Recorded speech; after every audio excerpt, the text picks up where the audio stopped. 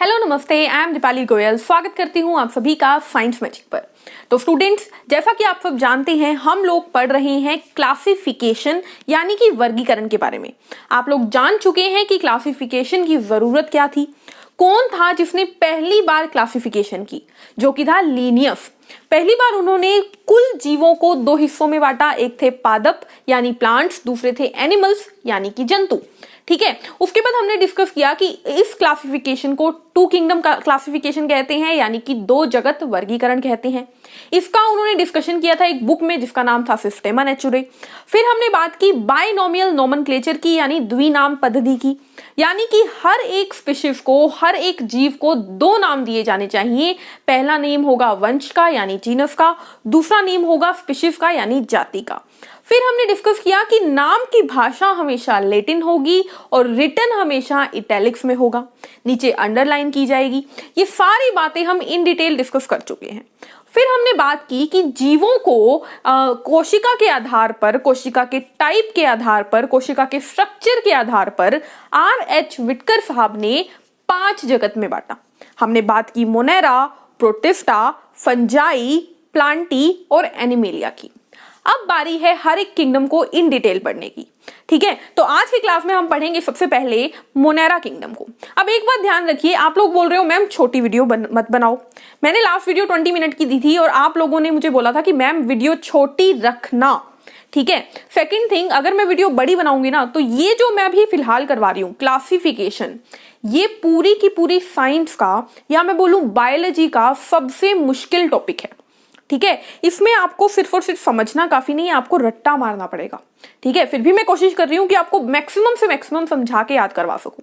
तो इसीलिए अगर मैं आपको ज्यादा थ्योरी एक ही क्लास में दूंगी ना, तो आपको एक बार क्लास देख के समझ में जरूर आ जाएगी कि अरे यार समझ में आ गया, लेकिन वो आपको माइंड में याद नहीं रहेगी। और खास बात ये होती है, जब हम पेपर देने बैठते हैं ना, तो हमें याद आता है कि अरे यार ये चीज तो हमने उस बुक के उस वाले पेज में इस कोने में पढ़ी थी। ऐसा हमें सीन याद आता है माइंड में जब हम पेपर देने बैठते हैं, और उससे हमें आंसर भी याद आते हैं कि वहां पे ना ऐसा कुछ लिखा हुआ था। कई बार ऐसा होता है। तो मैं चाहती हूं कि छोटी छोटी वीडियो में आपको एकदम अच्छे से सेशन मिले, जो कि आपको छोटा भले ही लगे लेकिन वो समझ में आए और वो समझने के साथ साथ याद भी रहे।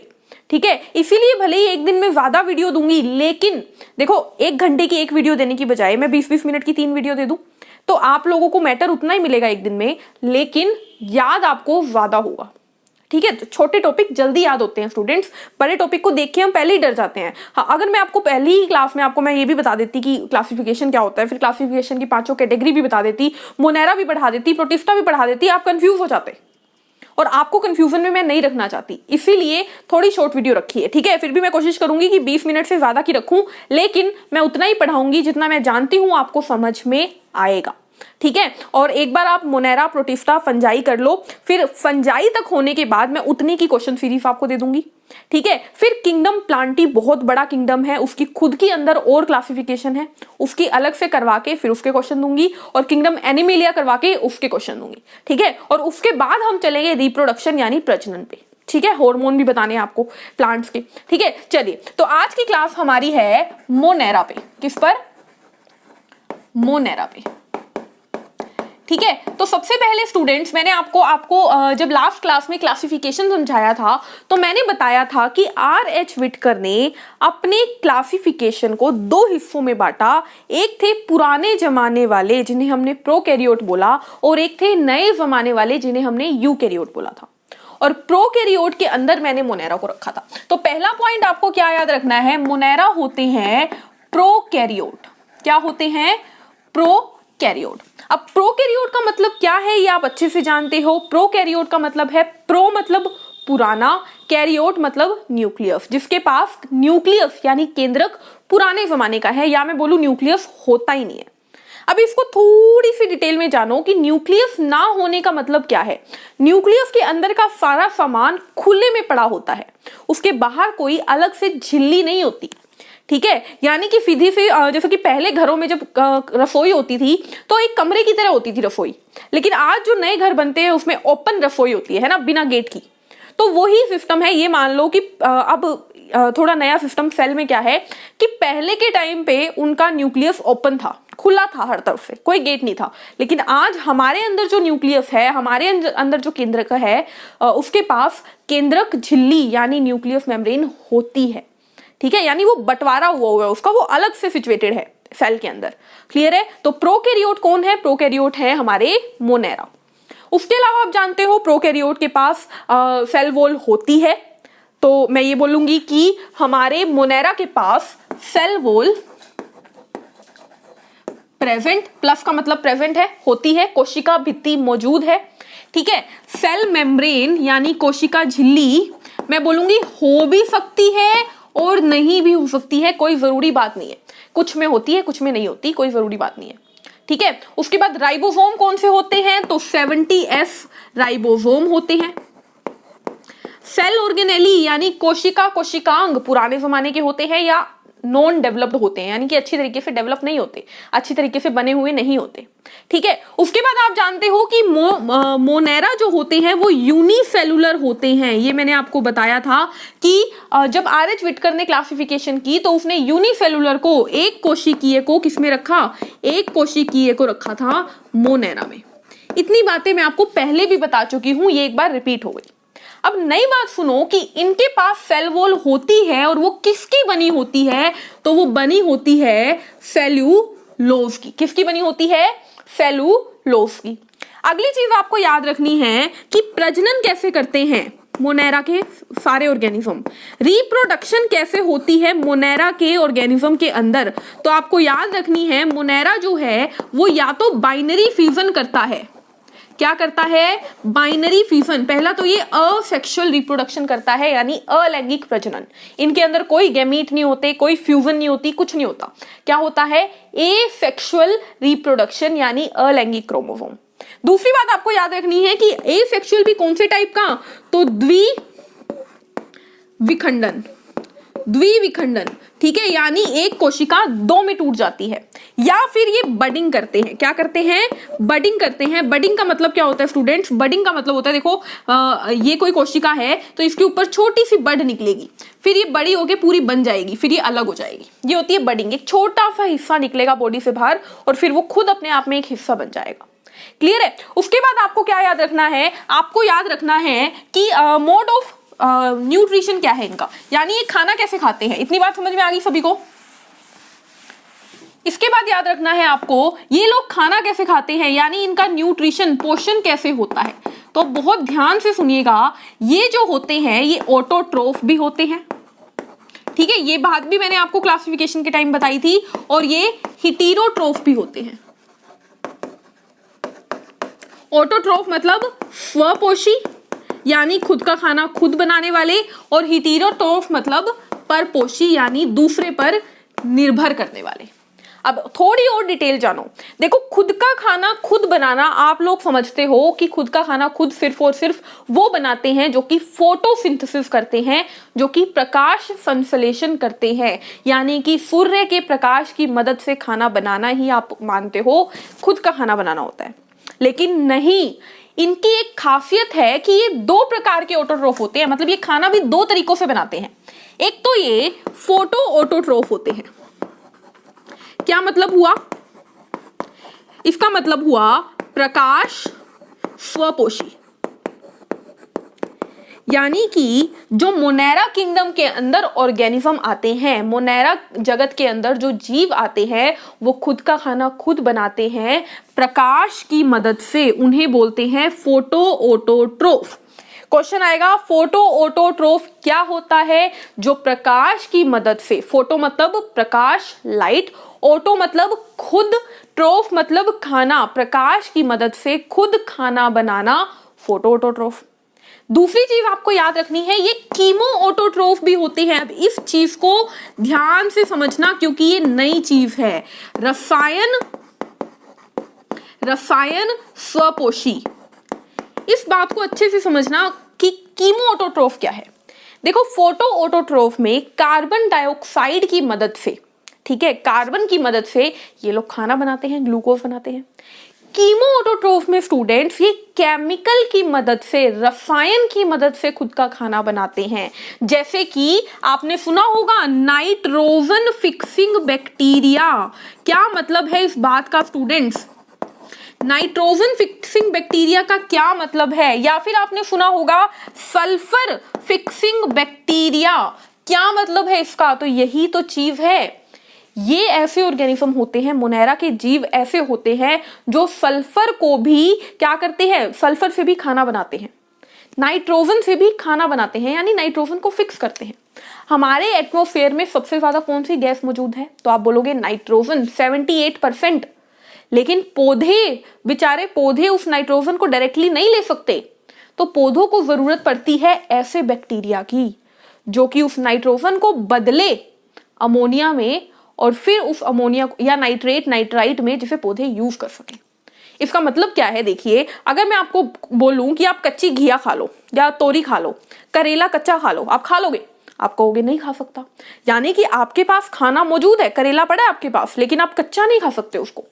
आपको चाहिए कि कोई आपके घर की किचन में उस करेले से उसकी सब्जी बना दे, ठीक है, करेले को मतलब पका दे। बस उसी तरीके से पौधों के सामने नाइट्रोजन तो पड़ी होती है, लेकिन वो नाइट्रोजन कच्ची खा नहीं सकते। तो इसीलिए पौधे चाहते हैं कि उनके अंदर, पौधों के अंदर भी कोई ऐसे बैक्टीरिया हो जो कि उस नाइट्रोजन को बदल दे उस फॉर्म में जिसे वो खा सके, जिसे वो यूज कर सके। और वो जो कि ये बदलते हैं उन्हें बोलते हैं नाइट्रोजन फिक्सिंग बैक्टीरिया। इसी तरीके से जो सल्फर को बदलते हैं वो होते हैं सल्फर फिक्सिंग बैक्टीरिया। अब आप सोचोगे कि मैम नाइट्रोजन तो समझ में आ गया, बट सल्फर कहाँ होता है? तो जो बहुत गरम गरम हॉट स्प्रिंग होते हैं ना, यानी कि एक ऐसी नदी या ऐसा समुद्र या ऐसे झरने जहां पर बहुत गर्म पानी होता है, वहां पर अंदर, एकदम अंदर अंदर सल्फर बहुत ज्यादा होती है। तो उस सल्फर से वहां के बैक्टीरिया खाना बनाते हैं। किसकी मदद से खाना बनाया? वहां पे अंधेरा होगा, रोशनी तो पहुंचेगी नहीं इतनी अंदर, वाटर मतलब झरनों के इतनी अंदर की तरफ रोशनी तो पहुंचेगी नहीं, तो वहां पर फोटो ऑटोट्रोफ तो बन नहीं सकते, काम नहीं कर सकते। तो वो सल्फर की मदद से खाना बनाएंगे, सल्फर से हाइड्रोजन सल्फाइड बनाएंगे और खाना बनाएंगे। उसका कोई आपसे मतलब आपके लिए काम का नहीं है, बट सल्फर की मदद से खाना बनाया तो वो क्या कहलाए? Chemo autotroph. समझ में आया? तो कीमो ऑटोट्रोफ भी होते हैं बैक्टीरिया। अब आप सोचोगे मैम क्वेश्चन कैसे आएंगे, तो क्वेश्चन सुन लो कैसे आएंगे। क्वेश्चन आएंगे कि क्या बैक्टीरिया या फिर निम्न में से कौन से तरीके से बैक्टीरिया अपना खाना बना सकते हैं, या मोनेरा अपने खाना बना सकते हैं? तो नीचे ऑप्शन में लिखा होगा कीमो ऑटोट्रोफ, आप कहोगे बिल्कुल बना सकते हैं। फोटो ऑटोट्रोफ बिल्कुल बना सकते हैं। हीटेरोट्रोफ बिल्कुल बना सकते हैं। तो आंसर चला जाएगा ऑल ऑफ द अबव, ठीक है। और भी बहुत टाइप से इससे क्वेश्चन आ सकते हैं, आपको क्वेश्चन सीरीज में मिलेंगे क्वेश्चन, ठीक है। इतनी बात समझ में आ गई, यानी कि मोनेरा के ऑर्गेनिज्म खाना लाइट की मदद से भी बना सकते हैं, खाना केमिकल की मदद से भी बना सकते हैं। अगली चीज याद रखनी है हीटेरोट्रोफ। हीटेरोट्रोफ स्टूडेंट्स ये लोग शो करते हैं सेप्रोट्रोफ का रिलेशन, यानी कि ये खाना बनाते हैं मृतोपजीवी पर।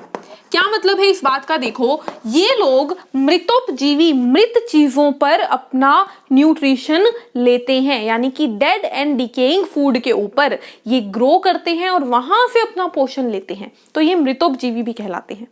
ये डीकंपोजर भी कहलाते हैं, डीकंपोजर भी कहलाते हैं, क्योंकि ये क्या करते हैं, जो भी डेड एंड डिकेइंग मैटर है, यानी सड़ा गला या मरी हुई चीज कोई पड़ी है, मान लीजिए कोई कुत्ता मर गया, ठीक है, तो उसकी बॉडी के ऊपर ये बैक्टीरिया ग्रो करते हैं मोनेरा किंगडम के, जो कि उसको डीकंपोज करते हैं, यानी उसको तोड़ते हैं, ठीक है। यानी कि ये डीकंपोजर भी कहलाते हैं, क्योंकि ये सड़े गले पर खाना खाते हैं, ठीक है, सड़े गले से अपना न्यूट्रिशन लेते हैं। क्लियर है? चलिए, तो ये थी हमारी न्यूट्रिशन की बात। अब बात कर लेते हैं हम लोग किसकी, हम लोग बात कर लेते हैं कि कौन इसके एग्जाम्पल है, यानी उदाहरण की बात कर लेते हैं हम, मोनेरा के उदाहरण, ठीक है। उससे पहले एक चीज मैंने आपको अभी बताया था कि मोनेरा की सेल वॉल बनी होती है, आई थिंक मैंने सेलुलोज बोल दिया है ना, आई डोंट रिमेंबर कि मैंने क्या बोला, बट नोट कर लो, सेल वॉल जो है मोनेरा की वो बनी होती है, कोशिका भित्ति बनी होती है पेप्टाइडोग्लाइकन की, ठीक है। मुझे याद नहीं है मैंने आपको क्या बताया है, ठीक है, आई थिंक मैंने गलती से सेलुलोज बोल दिया, वो गलत है। आंसर आएगा पेप्टाइडो ग्लाइकन की बनी होती है मोनेरा की सेल वॉल, ठीक है। तो इस बात को मार्क कर लेना, ठीक है, पेप्टिडोग्लाइकन की बनी होती है सेल वॉल, ठीक है। सेलुलोज की होती है पौधों में, ठीक है, यहां पर पेप्टाइडोग्लाइकन की बनी होती है। क्लियर है, तो ये चीज आप नोट कर लीजिएगा। चलिए अब एग्जांपल देख लेते हैं। मोनेरा जो होते हैं स्टूडेंट्स, उसके अंदर सारे बैक्टीरिया आ जाते हैं। जितने भी जीवाणु है ना, सभी मोनेरा किंगडम में आ जाते हैं, जितने भी जीवाणु हैं। अब जीवाणु से क्वेश्चन आता है कि जीवाणु की खोज किसने की, तो आप जानते हो जीवाणु को पहली बार खोजा था एंटोन वॉन ल्यूवेनहुक ने। दुनिया में पाई जाने वाली सबसे छोटी कोशिका कौन सी है, तो वो है माइकोप्लाज्म। और माइकोप्लाज्म भी क्या है, एक जीवाणु है, क्लियर है, इतनी बात याद रहेगी। चलिए, तो आपको समझ में आ गया कि मोनेरा के अंदर सारे के सारे बैक्टीरिया आते हैं। अब बात कर लेती हूं कि मैं बैक्टीरिया भी कई प्रकार के होते हैं। जैसे कि यहां पर बात करते हैं, बैक्टीरिया भी कई प्रकार के होते हैं। बैक्टीरिया होते हैं, एक होते हैं आर्की बैक्टीरिया, इसको हिंदी में भी आर्की बैक्टीरिया ही बोलेंगे। एक होते हैं यू बैक्टीरिया और तीसरे होते हैं साइनोबैक्टीरिया। ठीक है, हिंदी इंग्लिश सेम है बिल्कुल। आर्की बैक्टीरिया को आर्की बैक्टीरिया ही बोलेंगे, यू बैक्टीरिया को यू बैक्टीरिया ही बोलेंगे और साइनोबैक्टीरिया को साइनोबैक्टीरिया ही बोलेंगे। अब थोड़ी डिटेल में बात करते हैं। देखो, आर्की बैक्टीरिया क्या है। आर्की का मतलब है पुराना। दुनिया में जो सबसे पहले बैक्टीरिया आए थे ना, वो थे आर्की बैक्टीरिया, सबसे पुराने। देखो, मैंने आपको बताया कि प्रोकैरियोट सबसे पहले आए थे, बाद में यूकैरियोट आए। ठीक है, लेकिन स्टूडेंट अब प्रोकैरियोट में भी कौन सबसे पहले आया, तो सबसे पहले आए थे आर्की बैक्टीरिया।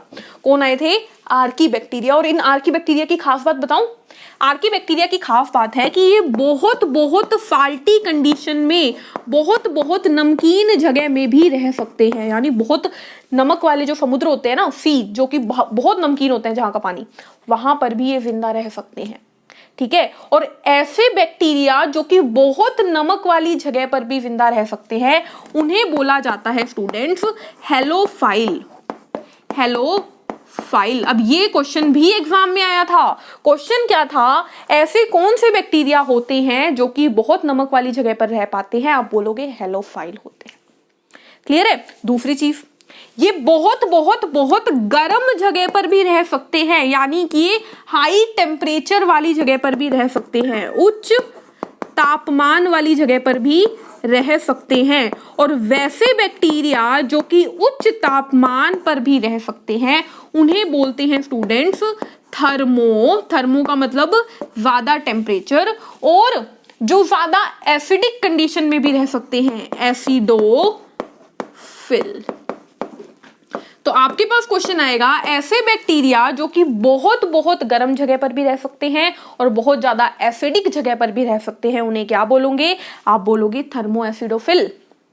और खास बात सुनो आर्की बैक्टीरिया की, कि ये बहुत ज्यादा केमिकल, मतलब जहां पर बहुत गंदी, जैसे जो दलदल होते हैं, है ना, जो दलदल होते हैं, दलदल में भी ये बैक्टीरिया ग्रो कर सकते हैं, जबकि दलदल में बहुत गंदी स्मेल होती है। ठीक है, तो ऐसे बैक्टीरिया जो दलदल में रहते हैं, उन्हें बोलते हैं मिथेनोजन, क्योंकि वो अपने अंदर से मीथेन गैस निकालते हैं, मिथेनोजन। ठीक है, अब आप सोचोगे कि ऐसा क्यों, तो देखो, जब दुनिया बनी थी तब टेम्परेचर बहुत हाई था पृथ्वी का। ठीक है, धीरे धीरे टेम्परेचर लो हुआ है ना। पहले जब दुनिया बनी थी, पृथ्वी बहुत गर्म थी, तो उस गर्म टेम्परेचर में भी ये रहे सबसे पहले, तभी तो आए ना दुनिया में। बहुत पानी था उस टाइम दुनिया में, तो उस बहुत ज्यादा नमकीन पानी में भी ये रहे, और दलदल वगैरह तो थे ही, तो उसमें भी ये रहे आर्की बैक्टीरिया। ठीक है, तो आर्की बैक्टीरिया में याद रखना है, नमक वाली जगह पे हेलोफाइल, बहुत तेज टेम्परेचर, बहुत ज्यादा एसिडिक एनवायरनमेंट में थर्मो एसिडोफाइल, और बहुत ज्यादा दलदल और गंदे इलाकों में मिथेनोजन। क्लियर है। नेक्स्ट आता है यू बैक्टीरिया। यू बैक्टीरिया होते हैं नए जमाने के बैक्टीरिया, जो कि आज के टाइम के बैक्टीरिया है, जिनके अंदर मतलब आर्की बैक्टीरिया से थोड़े से डेवलप्ड है। ठीक है, अब बात कर लेते हैं साइनोबैक्टीरिया की। यू बैक्टीरिया के लिए और कुछ नहीं है बताने वाला आपको। साइनोबैक्टीरिया की बात करते हैं स्टूडेंट्स, तो आपको याद रखना है साइनोबैक्टीरिया को एक और नाम से जाना जाता है, जो कि है ब्लू ग्रीन एल्गी। अब यहां पर आपको क्या याद रखना है, देखो हिंदी में बोलते हैं नील हरित शैवाल, नील हरित शैवाल। यहां पर आपको याद रखना है कि इनकी नाम में एल्गी है, लेकिन ये एल्गी नहीं होते। ठीक है, एल्गी नहीं होते। एल्गी तो हम प्लांट्स में गिनते हैं, थैलोफाइटा में आएगी एल्गी, वो चीज अलग है, काई अलग होती है, लेकिन इनके नाम में एल्गी है, नाम में शैवाल है, लेकिन ये है कौन, ये है बैक्टीरिया, मोनेरा किंगडम के प्राणी है ये। ठीक है, तो आपको याद रखना है ब्लू ग्रीन एल्गी, इनको छोटे में BGA लिख देते हैं। ठीक है, नील हरित शैवाल, क्योंकि ये नीले हरे रंग का होता है। क्लियर है, तो नील हरित शैवाल आपको याद रहेगा। दूसरी बात आपको नील हरित शैवाल की याद रखनी है कि ये फोटोसिंथेसिस भी करते हैं, यानी ये लाइट की मदद से भी खाना बनाते हैं। देखो ये हरे रंग के हैं तो इनके पास क्लोरोफिल होती है, ये खाना बना पाते हैं। तो फोटोसिंथेसिस भी करते हैं नील हरित शैवाल। और साथ साथ में आपको याद रखना है कि ब्लू ग्रीन एल्गी की खासियत है कि ये कीमो ऑटोट्रोफ भी होते हैं, ये नाइट्रोजन फिक्सिंग करते हैं। ठीक है, और इनका एग्जाम्पल याद रखना 3, कौन कौन से, नोस्टोक, एनाबीना और राइजोबियम। ये तीनों के तीनों आपको याद रखने हैं। क्वेश्चन आया था पेपर में कि राइजोबियम क्या करते हैं, तो राइजोबियम नाइट्रोजन फिक्स करते हैं। अगर क्वेश्चन आ जाए नोस्टोक क्या करते हैं, नाइट्रोजन फिक्स करते हैं। एनाबिना क्या करते हैं, नाइट्रोजन फिक्स करते हैं। यानी कि वो पौधे जो कि नाइट्रोजन को डायरेक्टली नहीं ले सकते, उनके लिए ये नाइट्रोजन को फिक्स करके देते हैं। क्लियर है, तो ये था स्टूडेंट्स हमारा बैक्टीरिया। ठीक है, क्लियर है, तो हमने बैक्टीरिया में डिस्कस किया कि जो बैक्टीरिया होते हैं वो मोनेरा में हमने डिस्कस किया कि मोनेरा जो होते हैं वो प्रोकैरियोट होते हैं, उनके पास 70 राइबोसोम होते हैं, उनके पास सेल वॉल पेप्टाइडोग्लाइकन की बनी होती है, सेल मेम्ब्रेन होती भी है, नहीं भी होती, केंद्रक नहीं होता, केंद्रिका झिल्ली न्यूक्लियर मेम्ब्रेन नहीं होती, ये लोग खुद का खाना खुद भी बनाते हैं, ऑटोट्रोफ होते हैं, लाइट से बनाते हैं इसीलिए फोटो ऑटोट्रोफ होते हैं, केमिकल से बनाते हैं इसीलिए कीमो ऑटोट्रोफ होते हैं, दूसरों का खाना डेड एंड डिकेइंग पे ग्रो करके खाते हैं तो ये सेप्रोट्रोफ होते हैं, मृतोपजीवी, और ये खाने को सड़ाते गलाते भी हैं तो ये डिकम्पोजर भी हुए। क्लियर है, फिर हमने बात की कि जो बैक्टीरिया होते हैं वो मतलब मोनेरा जो होते हैं उसका रिप्रोडक्शन का सिस्टम, प्रजनन जो है वो कैसे करते हैं, एसेक्सुअल करते हैं, बाइनरी फ्यूजन या बडिंग के द्वारा, ज्यादातर बाइनरी फ्यूजन याद रखना है। फिर आपको मैंने बताया कि जो मोनेरा है उनके अंदर सारे बैक्टीरिया आ जाते हैं, बैक्टीरिया यानी कि Archie bacteria, you bacteria, cyanobacteria. Archie bacteria जो सबसे पहले दुनिया में आए थे, आर्की का मतलब पुराने, ठीक है, इन्हें मतलब ये माना जाता है कि सबसे पहले दुनिया में आए थे। ठीक है, जो बहुत ज्यादा टेम्परेचर पे रहे उन्हें थर्मो एसिडोफिल बोलते हैं, जो बहुत ज्यादा नमकीन एनवायरनमेंट में रहे हेलोफाइल, और जो दलदल वगैरह में भी रहते हैं, दलदल को इंग्लिश में बोलते हैं स्वैम्प बोलते हैं, वहां पर रहे वो क्या है, मिथेनोजेंस। क्लियर है, उसके बाद मैंने बताया कि यू बैक्टीरिया के बारे में कुछ नहीं है खास बताने को, बस ये थोड़े नए जमाने के हैं। साइनोबैक्टीरिया को ब्लू ग्रीन एल्गी भी बोलते हैं, नील हरित शैवाल, नाम इनका काई है, शैवाल है, लेकिन ये पौधे नहीं होते, ये बैक्टीरिया होते हैं। इनका काम होता है मेन नाइट्रोजन को फिक्स करना, और इनके एग्जाम्पल है नोस्टोक, एनाबिना और हमारा राइजोबियम। क्लियर है, तो ये था हमारा टॉपिक जो कि है मोनेरा में बैक्टीरिया आते हैं। बैक्टीरिया की खोज किसने की थी, एंटोन वॉन ल्यूवेनहुक ने तालाब के पानी में पहली बार बैक्टीरिया को खोजा था। तो इसके साथ हमारा किंगडम मोनेरा होता है खत्म। मिलेंगे नेक्स्ट क्लास में किंगडम प्रोटिस्टा के साथ, यानी कि परजीवियों के जगत के साथ, ऐसा जगत जिसमें सारे परजीवी होते हैं, उससे भी एग्जाम में क्वेश्चन देखने को मिलता है। तो मिलते हैं नेक्स्ट क्लास में, तब तक के लिए पढ़ते रहिए, मुस्कुराते रहिए, चैनल को लाइक करो, शेयर करो, सब्सक्राइब करो। Take care, thank you, bye bye.